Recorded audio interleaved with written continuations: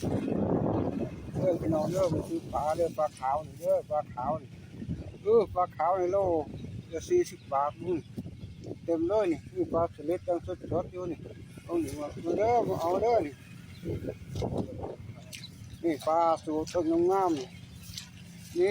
นี่ปลางามตัว40ตัวนี่โอ้งามเลยนี่ปลาขยงเลยนี่ปลารสโอ้ปลาลายเลยปลารสเลยนี่ปลาขยงตัวยังเต็มเลยลูกปลาเนี่ยโอ้ปลารสบักใหญ่เลยปลารสมันกินในบักใหญ่เลยโอ้ปลาขยงเลยปลาขาวปลาสูตรเลยปลาเข็งโอ้ปลาสลิดปลาหลายอย่างตามนี้เต็มเลย